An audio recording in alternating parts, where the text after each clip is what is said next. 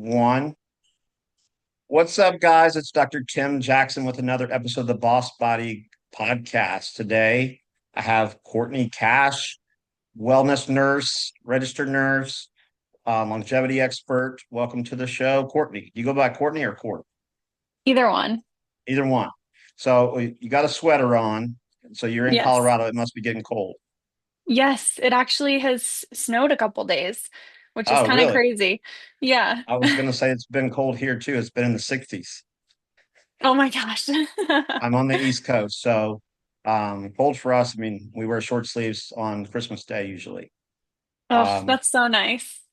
though I still go out and get morning sun, but I can tell there's usually 2 months like November, December, when I don't get as much sunlight. That definitely impacts my mood. Yeah, So now they're making the red and near infrared lights with UVA and UVB, which is good. Um, that's awesome. Do you have one but at your house? so I have an EMR Tech panel, three-quarter body panel. I love it. It's powerful. It works really well. And then I think right after I bought mine, they came out with the Krypton, which has the UVA, the UVB. So I'll probably give this one to my parents at some point and then buy the other one. Any Yeah. reason I can find to buy another gadget, I will. Oh, Um, I'm the same way. yeah, I mean, you know, people say, oh, well, you're spending this amount, but they don't look at it at the return on investment. Your Absolutely. car, you buy an $80,000 car, $60,000 car, it's depreciating as soon as you drive it off the lot. But these things, these gadgets, these modalities, if you will, change how we interface with the world, right? Totally. They're very invaluable.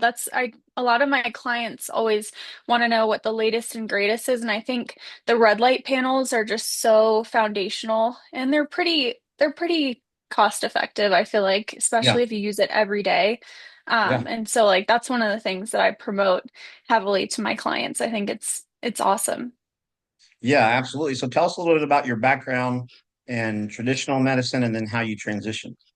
Yeah, absolutely. So I actually started as a paramedic. So I kind of saw like the, standard Western medical system and how it was failing people and how sick they would get. And they would just go down this cascade of getting sicker and sicker, or older adults would have a fall, and that would be really detrimental to their health, and they would never quite get back in health. And so that was kind of hard to see. And then I went to the NICU as a nurse. And so that was pretty intense, a lot of sick babies, but we did some stem cell stuff there, which was really cool. Oh, really? Yeah. Wow. Yeah. So we did a lot of stuff with neurogenesis and rehabbing babies after anoxic brain injuries. So Oh, wow. I really liked that. Yeah. That's cool. I wasn't aware that they were doing that. Yeah. And then I went to um, like kind of like a chain IV wellness clinic, and I learned a lot. They just pump out IVs all day, and so you get to interface with clients, help them with their issues. And then I kind of got a little bit more into concierge medicine after that, and so that was when I really broke into like the wellness coaching and everything. Absolutely. And so, have you looked back, or how was this received by your colleagues? It's interesting because a lot of them, it's not a straightforward path in nursing. A lot of people, are used to working in the hospital or working in a clinic, and that's it. So I got a lot of interest, which is great. And a lot of people are asking, like, how did you get out of bedside? How did you do this? What brought you to it? But I think the real thing is you have to have a passion.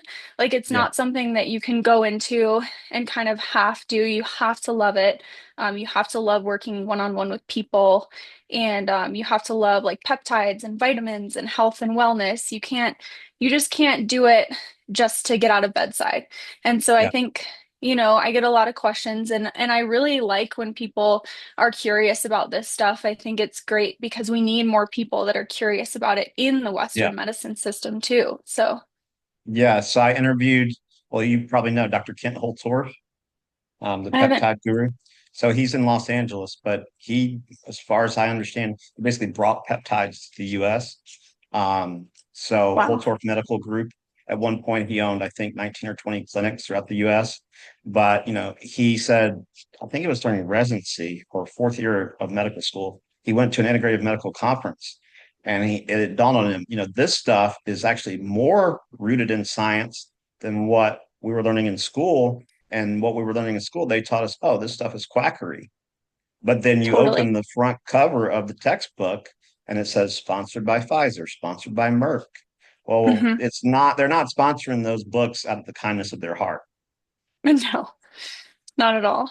Yeah, absolutely. And I think that it's important to destigmatize these things and create a safe place. Like the company that I work for, we create a really safe space for people to explore these modalities. And we use lab work to back everything up, which I think is great to have metrics to build Yeah. upon your use of these therapies. Because you can just buy them online from China or Russia. And I'm not against these things being widely accessible. I just think working with a practitioner and having measurable goals and making them safe and knowing that somebody else is backing up where they're sourced from, I just think that's Yeah. really important. Yeah, having a third party certificate of analysis is good. It's kind of like with the GLP-1s, and now we moved on to GLP-3s, but I hear MDs, allopathic MDs saying, "Oh, well, the compounding pharmacies, they're not safe. That's why we can't allow them to compound GLP-1s." I'm like, it costs 5 times as much to get it through traditional big pharma. It has nothing to do with safety. Like, Vioxx, you might be too young to remember Vioxx, but it killed over 55,000 people, the COX-2 inhibitor. It was Mhm. FDA approved. So don't give me the safety crap, is how I feel. Right. Totally. I totally agree. And I think when you work with a practitioner, even with the GLP-1s, like you were saying, it's so important to work with a practitioner who makes sure that you're using them at the therapeutic dose. And especially with like Ozempic, tirzepatide, not losing too much weight on those things is super Yeah. important as well. And so I think that, you can get them from anywhere, but my job as a wellness coach, especially, is to make sure that you're retaining your muscle mass, that you are losing enough weight and you're at a therapeutic dose, but you're not sick. You're not, Yeah. there's a lot of stigma around these things just because of how they're misused, essentially. Yeah, because you have people, eating fast food 5 times a week and then injecting semaglutide. But I just did a round of retatrutide microdose. So it was like 500 micrograms to 750 micrograms. So small, small dose. But just I noticed my brain functioned better, Hmm. had more energy. So I'll probably do another round. I didn't do it for, weight loss purposes. But tell us about the peptides that you use and some of your favorites. Yeah, so my favorites definitely are the GLP-1s. I also microdose those peptides. I microdose tirzepatide just to keep my A1C really low, my inflammation really low. I think it's a great way to manage inflammation because insulin resistance is a huge driver of inflammation in the US. And blood sugar and cortisol and all those things are intertwined.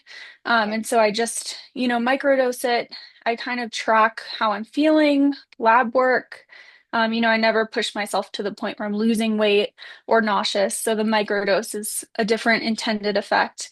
And then I like to use growth hormone peptides, like kind of on and off.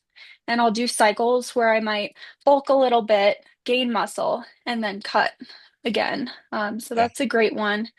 I did recently a brain boosting protocol with the Cimax and Selink, and those are intranasal peptides and they help increase BDNF. And so I did notice some measurable results from that. I did kind of like a questionnaire of myself and some little tests on like reaction time and everything. And the results were kind of crazy. After 15 days, my brain was a lot better. Yeah. Um, and there's now Atomax and Adalank. Are you familiar with those? No, I'm not. So they're like the next. So you went from semaglutide to tirzepatide, now retatrutide. Mhm. So C-Max, C-Lonk, now Atomax, Adalank.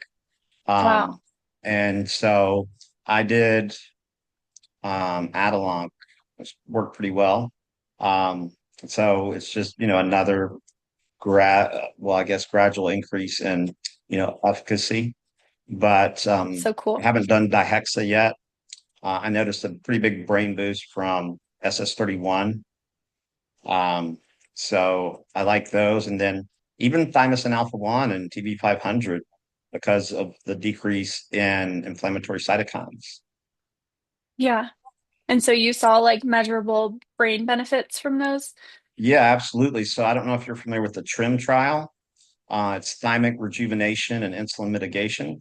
So there was only like 10 to 15 people, but what they did is, the thymus shrinks as we age, obviously. Hmm.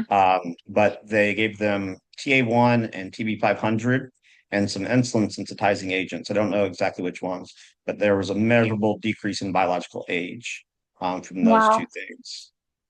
That's so cool. And That's so, really you cool. think about it, um, immune optimization and longevity are two sides of the same coin, essentially. Hmm. Absolutely. Yeah. And I think longevity is the next side of medicine. I feel like people are really investing in like how much longer can I live? How can I push my body in a positive way? So I think that's really cool that Yeah, they're doing studies like that. Do you know your biological age? I haven't done it in a while. I need to do it through True Age. I normally on these interviews, I'm doing my molecular hydrogen machine. Oh, Um, cool. I haven't done rapamycin yet, so I'm kind of on the fence with rapamycin because, most people have an imbalanced immune system. Hmm. So, because it was used in transplant medicine, I'm a little iffy because I work with so many people with mold toxicity and stealth pathogens. And I just feel like, there's so many other ways we can go about revert like epitalon or pitalon. Do Hmm. you guys use that a lot? We don't as much. Typically for like telomere length, or telomere degradation, we suggest HBOT. And actually, at the center that I work with, we do have an HBOT machine.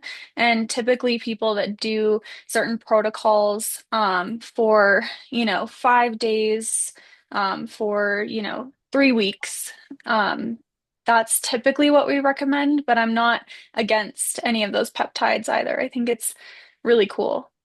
Is it a hard chamber hyperbaric unit? Yes. Okay. Yeah. So I used to run a clinic where we had three hard chamber hyperbaric units and I did 80 dives. Um, so that was cool because, Yeah. the soft chambers only go to 1.4 atmospheres, whereas the hard Right. chambers, I mean, you can go, yeah, I don't think you can safely take a human above 3 atmospheres, but I went to Yeah. 2.8. Oh, So wow. yeah, 2.8, I did 80 dives. I mean, you go down slowly, come up slowly. So it's a process and you got to commit to it. So luckily I lived close by. I could pop in and, then get Mhm. dressed. But tell us about some of the other IV therapies that you like. We talked about the PK protocol, so tell people what that is. Yeah, so we do the PK protocol mainly for cell restabilization in patients with mold toxicity or various other issues. In my practice with the providers and doctors that I work with, it's primarily an online telehealth company.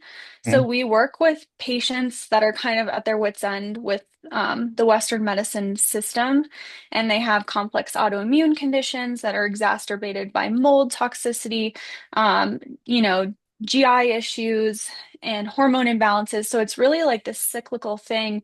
And we even see a lot of those patients that are really sick with the MTHFR mutation. And so we kind of offer a whole host of things to try to rehab them. We use repurposed drugs. We use things like the PK protocol. We do some GI stuff where we GI map them and then address whatever is overgrown in their gut and try to rehab them with like some of the orthomolecular protocols. I'm sure you're familiar with their supplements. They're great. Yeah. And so, yeah, we offer a lot of different things. I'm a big fan of methylene blue, both IV and orally. I think it's one of the best things that I've ever taken. Um, and then we use other repurposed drugs too. But in terms of drips, we do like some artemisinin. We do like I've made methylation drips for patients that we know are not methylators. And so they come in, they get all of the precursors, they get some zinc, magnesium, methylated B vitamins. And that just really helps them, especially glutathione to help them detox because most of the time they're not detoxing properly. So some people will get those like every month or quarterly, and it just kind of gives them a good boost. And then high dose vitamin C is one of my absolute favorites for, viruses, latent viruses, and then also anti-cancer at higher therapeutic dosages. Yeah, and I think most people forget that when you go above 15 grams, it goes from antioxidant to pro-oxidant, and Mhm. that's why it's so effective at killing pathogens, right? hmm Absolutely. Yeah, and I've seen where people come in with the common cold and they get around 10 to 20 grams, and that's kind of the boost that their body needs to fight that off. It really is very effective at just, that little boost that your body needs. I think, that is typically the dose that we see for like people with a virus or people that are kind of sick, not feeling well, and then the higher doses for that anti-cancer effect where it oxidizes those cancer cells, which is, a lot of people come into our center at different places that I've worked and done high dose vitamin C in conjunction with their chemotherapy um, or, other treatments. So tell us a little bit about lab work and how, we've all had, clients come in and say, "Oh, my labs are normal." And I'll say, "Oh, just humor me, let me see them." And their free T3 is 2.3 when it should be Yeah. 3.5 or higher. So tell us a little bit about the difference between within normal limits and optimal. Totally. Yeah. So there are different lab values that we tend to optimize. I mean, LabCorp takes, the national average of certain things, which for me, I don't want to be average. I want to be optimized. So there are different things that you can and can't optimize. We like to optimize hormones with bioidentical hormone replacement therapy. And I found that that really moves the needle for people that are incredibly ill, because a lot of times you see their hormones just completely, tanked. And so that helps optimize their recovery. We like to see, inflammation as low as possible. So we like to lower your A1C as much as possible, your HSCRP. We try to lower those, as much as possible. And so we treat a lot of autoimmune patients. And, we'll do an ANA, we'll reflex the ANA, try to figure out what's wrong with them. And then, you know, at, as we go with these patients in our practice, we tend to, once we optimize their hormones, get their inflammation under control, and treat whatever it is that they have, typically we'll see their metrics for that autoimmune issue undetectable. And I don't like to say remission because, you technically can't be in remission from something like that, but it's untestable. And Yeah. so these people feel much, much better. But yeah, there's ways to, and even with some of the HRT we're doing, the lab core reads red, like, oh my God, for a guy, your testosterone's over 1,000. But we really look at the free testosterone. And so LabCorp, some of what we're doing, they red flag it because they're like, this is abnormally high, but it's really, we're just optimizing it. And we treat mostly based on symptoms because you can't take lab work every single day. So our goal with HRT and everything else is just to get patients feeling great. And Yeah. so once we're feeling great, what their lab values are, we take those and we're like, okay, this is our baseline, not what you came in as. Yeah. Yeah. Exactly. And, I'm pretty sure the reference range for testosterone, 25 to 30 years ago started at 750 and went to like 1400, 1300. hmm Now the max is around 800 hmm and it's 250. So if you're 251, you're fine, but you're going to Right. be depressed, anxious, lethargic, moody. We know that guys with Totally. low testosterone, not high testosterone, are more likely to engage in domestic violence. hmm So, and that's based on the research. Um, And you got to look at the free testosterone, but you also got to look at prolactin, estradiol. And Hmm. as a colleague of mine says, if you take bioidentical hormones, put them into a really toxic body, they don't get metabolized properly. But then Totally. people will blame the hormones. So, if you look at mast cell activation, mast cells stimulate estrogen, estrogen stimulates mast cells, and, Hmm. back and forth. And so people will say, oh, I can't tolerate estrogen. And I'll say, well, how did you feel when you were 18? Well, fine. Okay, so it's not the estrogen because that's when Right. it's highest. Yeah, So it's absolutely. just reframing stuff. Absolutely. Yeah. And I think that's where all of this is so intertwined. So when you go to your primary care provider and they say, oh, your A1C is elevated, and your testosterone is normal, sometimes we see patients where we optimize their testosterone. They're able to get more lean muscle mass on their person, which gives them inherently better glycemic control. And so then their A1C goes down. Yeah. And so they're no longer pre-diabetic because they have more muscle that's using glucose. So it's like so important to optimize the person as a whole. Because if you, some providers like to do a very step-by-step approach. And I think there's a place for that if somebody's incredibly sensitive or has MCAS and you're trying to be very mindful of that. But with the regular person, we typically see a cascade where their hormones have tanked, they have full inflammation. Sometimes they're not methylating, and inflammation depletes your NAD stores. And so they have no cellular energy to recover. And so taking a holistic approach and doing everything at once can sometimes be the best way to go. Yeah, so I do the testing through the DNA company, Mhm. um, to look at MTHFR, but SOD2 is also a big one, superoxide dismutase 2. Um, so, if you have the poor version or the suboptimal version, your mitochondria are more susceptible to damage. And those are the Mhm. people who, if they take a fluoroquinolone, they end up in a wheelchair. I mean, you can Yeah, get out of it with regenerative medicine, but those medications, they come with a black box warning. That doesn't stop people from handing them out like candy. totally. Yeah. And same with, we've noticed that a lot of people in our practice come in taking statins and their hormones are tanked and they're having some neurological issues.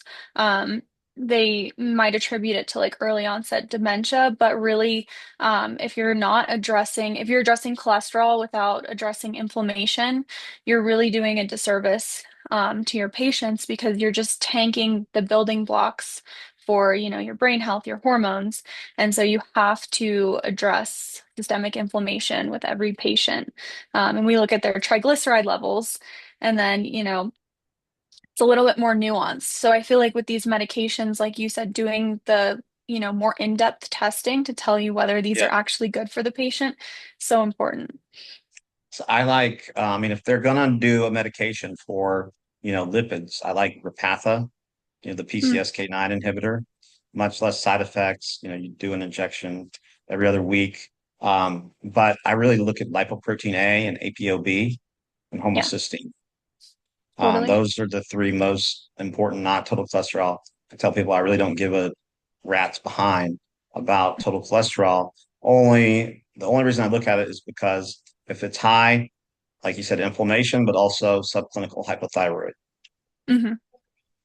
So Absolutely. Yeah. And I think there are other medications that you can use to inadvertently treat these things and even supplements like yeah, optimizing liver health, taking a fiber supplement. And so we supplement our patients a lot. And where I come in as a wellness coach is helping them have a more coordinated approach because you can, like you were saying about the GLP-1s, you can have a GLP-1 and then eat McDonald's and you will see results for sure. And it will make you healthier, but you're not getting the best bang for your buck. You have yeah, to have a coordinated supplement routine because that world is a little salesy. You can get roped into some supplements. And so I like to navigate that for my patients and help them do the research so they're not taking a whole bunch of stuff and it's an uncoordinated approach. We kind of yeah, hone it down and make it complement their peptide therapies, repurpose medications, whatever they're on.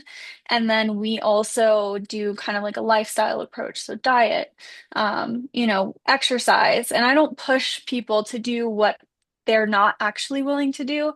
So if Right. somebody tells me, I can only work out 2 days a week, I will make a plan for them where we're optimizing their muscle growth in those 2 days. It's not, optimal for me. Like I would have them work out 4 days a week, but we're not in the business of forcing people. So we Right. try to really hone down their supplement routine, lifestyle routine, so that they're having a coordinated approach. It's like what I tell people. I don't want hostages. I want volunteers, you Right. know, because a lot of times people say, oh, it's so inconvenient to take this, to take that. And, one night in the hospital is going to cost you at least 17 grand. Hmm. And I mean, what are they going to do? The diagnostic related groups, as soon as you reach your insurance benefits, you're getting discharged. Doesn't matter if you're better. Totally. Yeah. And that's really it's really important for people to note that that's the difference between preventative medicine versus the standard cascade that people go down in Western medicine of the Yep. Band-Aid approach of putting a Band-Aid on everything and treating it as it happens. And so like with the optimizing of labs and a very prophylactic approach with more gentle medications and bioidentical hormones and peptide therapies, you can avoid that gigantic hospital bill. So you're actually saving yourself a ton Yeah. of money in the long run. And even like you were talking about the red light panel and the devices, it's like even if you put a sauna in your house, an infrared sauna, that's saving you so much money in, preventing potential cardiovascular disease. And so I would opt for that Yeah. instead of, you know, hospital And visit. the one that I have, it used to be true like 10 years ago that the portable saunas weren't very potent. But I Hmm. have the one from TheraSage, the near, mid, and far infrared that you sit in. It comes up to your neck. It goes Yeah, up to 170 degrees Fahrenheit. I think I paid like 1,400 for it. So I mean, not if you bad. drink Starbucks, that's like 6 months of Starbucks, maybe four Totally. months. Yeah, So, totally. Yeah. I think you probably heard the study. Dr. Rhonda Patrick talks about it, but if you do 30 minutes at either 160 or 170 degrees Fahrenheit, 4 days a week, 40% reduction in all-cause mortality. Yeah. Absolutely. Yeah. And there's a cheap way to do it. Like you said, like even taking hot baths and getting that vasodilation and then taking a cold shower subsequently and vasoconstricting yourself, like you can do these things for cheap at home. I mean, now that I live in Aspen where I work, I have access to an infrared sauna every day and a cold plunge. So I definitely take advantage of that. But when I was living, back in North Carolina, where I'm from, I just had the higher dose blanket. And I would basically bake myself like a, Thanksgiving turkey every night in my higher dose blanket and then take a cold shower. So you can do these things pretty cheap. What part of North Carolina? I grew up in Chapel Hill, North Carolina. Okay, I went to Wake Forest. Oh, wow. Yeah, Small world. small world. I lived so Winston-Salem for 4 years, but then after I graduated with my doctorate, I lived in Charlotte, Oh, nice. Pineville, and then Huntersville. Yeah, Charlotte is a great place to live. I feel Yeah, like it's pretty booming now. yeah, it is. It absolutely is. And there's quite a few functional medicine doctors there, Mhm. um, more and more than when I lived there back in 2010 through 2012. Um, but talk to us about some of the traps that people can fall into from sort of the advertising vantage point in the wellness space. Yeah, that's a great question. My biggest one that I've seen is the supplement realm, but also NAD therapy. I feel like, all of that can be very salesy. For me, if you look at the half-life of NAD, and actually how hard it is, it's an intracellular molecule, and so how hard it is to get that full dose. So say you go in for 500 milligrams. Um, in my research, I don't feel like you are getting what you're paying for. Right. Um, the precursor NR, you can get that IV or in shots. I think that's typically much, much better because it makes you make more NAD. And then your body naturally converts it and brings it into the cell. But I've found that different places have different protocols, different loading phases of NAD, and we don't quite know at what point your cells become oversaturated. It's kind of Right. like red light in a sense, where you can do 15 Two. minutes or you can do 50 minutes. And it's like there's not a lot of therapeutic difference in that because at some point your cells do become oversaturated. And so I typically prefer to have people do shots or take the precursor supplements and do smaller doses more frequently. But that's a huge sales thing that you can get into. And it's not to say that the 500 milligram dose of NAD won't do something good for you because it will, but it's the same theory with that I've seen with some HRT methods where they do like a macro dose of testosterone every 2 weeks. And I find that that just doesn't mimic your body's natural cycle. And Right. so, for my clients, I would actually even just rather them take the precursor supplements and do some senolytics each month, which, those are great. And so I would rather that than them waste their money on a huge dose or a membership somewhere. Um, I don't know if you are of the same mindset of the Yeah, NAD. absolutely. So I've done the NAD IVs. I think they can work well, especially for addiction. But you have to Mhm. do it every day for 10 days. And so you have to find a clinic that opens on the weekends or a nurse or someone who can Yeah, come in on the weekends.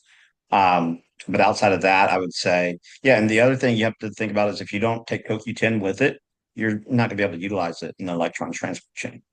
right, And right. so, yeah, and it's expensive. So And expensive. you could, the things with IV, it may work, it may not. If you're in the cell danger response, you're probably not going to feel it because your cells are sending out alarm signals versus producing ATP. So I Hmm. tell people, try using that money on a sauna, molecular hydrogen, and then Totally. supplement with NAD sublingually or the Hmm. shot or NR or NMN. Tell us about what do you feel or how do you feel about NMN versus NR? I don't necessarily have a preference. I think any precursor supplement is better than NAD itself. um, just for the layperson. I typically like NR just because that's what I'm familiar with. So, like, I'm very familiar with giving people NR IV, giving NR shots. I like this company called Renew by Science. They have some good NMN and NR products, and I've trialed them both. I didn't see a huge difference.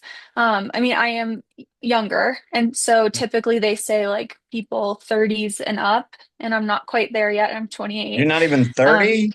no. Oh, jeez, I'm a crow. Oh, these young bucks. My goodness. But yeah, I didn't see a huge difference in energy from NMN to NR. I think that I saw a difference in energy with neither of those. So I don't think you can go wrong. Do you have a preference? I honestly, I've never tried NMN or NR. I've Mhm. done the shots. I've done the IVs of NAD. I have the dissolvable tablets for Mhm. NAD. I've been wanting to try the patches. Have you tried those? I haven't. No. Um, I have a colleague in California who utilizes them and she wears them here. Mhm. I don't even know where she gets them. I think you can get them without a prescription, but who knows? You may need it. So, but yeah, I've heard good things about nicotinamide riboside, Mhm. um, and I think it can work really well. But I've also read, if someone's really inflamed and you give that to Yeah, them, it could exacerbate inflammation. totally. And even something like cancer, technically, you're not supposed to do NAD, right? Because of the proliferation Absolutely. signals. Yeah, that's a hard stop for us. Yeah. Is anything that causes cell proliferation, growth, or angiogenesis. So some of the peptides like BPC, we tend to steer away from those with cancer patients, Yeah. just out of caution because there's not a lot of research. Yeah. Um, and that's not to say that it's, just because there's not a lot of research on it, it's not to say that there Yeah. won't be developing and emerging research that it is safe, but we just like to be cautious with those products. And if the media and traditional medicine, if they can blame functional medicine for something, they're going to. Um, Absolutely. So, I've heard of stories of people going to the ER. I don't know why. I tell them just don't. I mean, they weren't my client, but I'd say don't even talk about methylene blue or any of this other stuff. Yeah. But they do, and then they're like, trying to report you to the powers that be, um, Hmm. even though it had nothing to do with that. If you were on Totally. 14 medications, they wouldn't say anything, right? Right. Prescription Yeah, medications. And absolutely. even though your liver's shutting down, your kidneys are failing, they wouldn't do anything. Right. Yeah. And that's where having an ethical provider, because even with methylene blue, I feel like the media lacks nuance in that conversation. Like, we're Yeah. not giving you ICU dosaging. We're giving you, a much lower dose for a different intended effect, which is how medications are meant to be utilized. We find different therapeutic uses for them, and they're often at different dosages. And so, with methylene blue, I have POTS. Um, and so I take it every day to help treat my POTS. It helps with my peripheral peripheral like vasoconstriction. Like, I just get better like autonomic control with it. I get better blood flow to my brain, especially like with POTS when I stand up really quickly. I typically would have gotten dizzy in the past. It boosts my blood pressure a little bit, but it also indirectly helps increase serotonin. So it's kind of like a natural antidepressant, nootropic. And so it's one of the medications that's been life-changing for me, but it is very, very scrutinized in Yeah. the media. And that's where you just have to have a provider that's monitoring you and that's prescribing you an effective dose. And, I'm not ordering it off of Amazon, fishbowl cleaner off of Amazon. Right. Which I think some people typically think that's where their brain goes to. Yeah. But it's prescribed, it's through a compounding pharmacy, it's at a therapeutic dosage for what I need it for. And it's completely transformative. And it's just like with ivermectin. If I hear one Hmm. more person say it's a horse dewormer, you're going to see me in the news because I'm going to take a scalpel to their cornea. Um, Totally. because there's 106 RCTs, randomized controlled trials on using that medication in Mhm. humans for cancer. And so if we listed every medicated ketamine, we don't call that a horse tranquilizer. It's used in Right. human medicine and anesthesia. Gabapentin, human and veterinary medicine. Heck, even Prozac, human and veterinary medicine. Right. So countless medications. Yeah. And it's interesting because during that thing that happened in the past 5 years, the guy who was calling out people for taking horse dewormer, when he got COVID, guess what he took? Yeah. Yep. Yeah, absolutely. And I did a stint at the NIH, helping with their COVID testing and research and their vaccinations.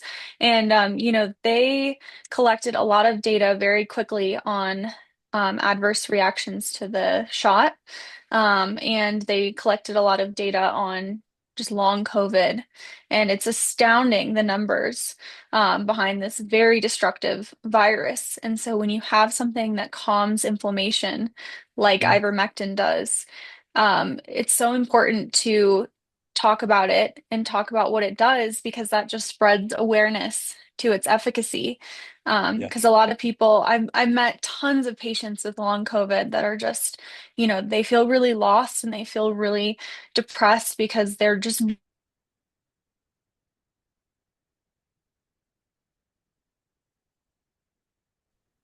You froze there for about 10 seconds. oh, sorry. You said I they didn't know if feel it really was me. lost and really depressed. Yeah, because they're just not themselves. It's really Yeah. hard. And so if there's a drug that will restore that, it's important to talk about it and go to Yeah. somebody who knows what they're talking about.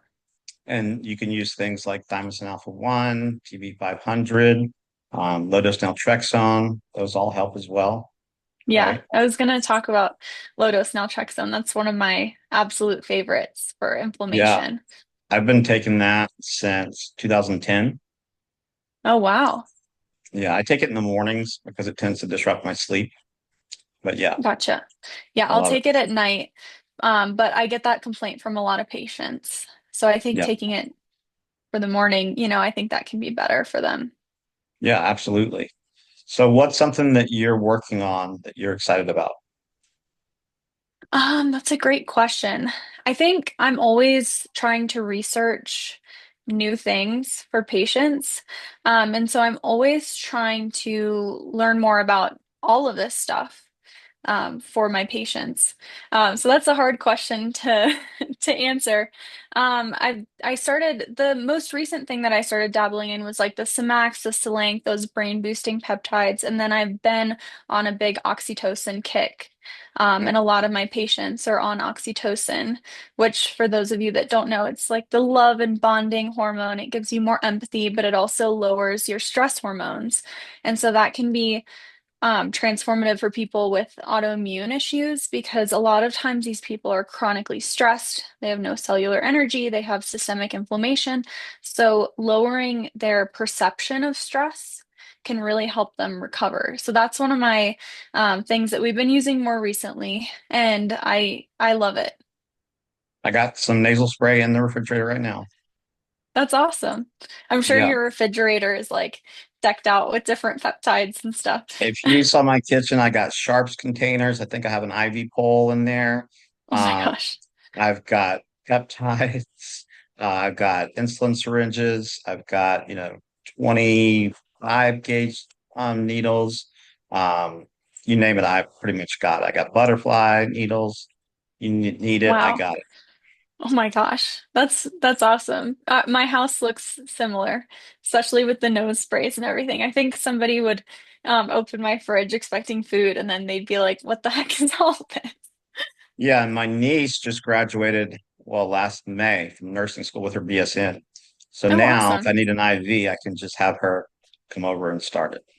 That's so nice. That's one of the pitfalls of being a nurse, because you can stick everyone else, but it's really hard to stick yourself. So I'm always like, I always am jealous because I'm like going and giving high dose glutathione to these people, and I'm like, darn, I really want that. Yeah, So like when I find a friend, we can do it on each other, which is great. So you're very lucky to have your niece. absolutely. I do know people who start their own IVs. Now, I've never tried it. I Yeah. know people who draw their own blood. Hmm. Um, but yeah, it can be challenging for sure. Yeah. I mean, I tell people if you could just start it, I can DC myself, but it's just the starting part. Yeah. Um, where can people find you? Yeah, so I'm on TikTok, Instagram, Court Cash Wellness, and then I have a website that's also courtcashwellness.com. And you can email me too. And I actually, in my link tree, I publish all of my protocols. So I kind of like Brian Johnson's ethos with publishing all of his data. So I have a Google document that I always update with my supplement routine, my current peptide routine, what worked, what didn't work, lab work, workouts. So everything is on there. And I like to, I don't like to have people pay for it. I like for everyone to see what I'm doing. So, That's yeah, awesome. yeah. Well, thank you for the work that you're doing, and hopefully we can have you back on in the future for some updates. Thank you so much for having me. All right, have a great day. You too.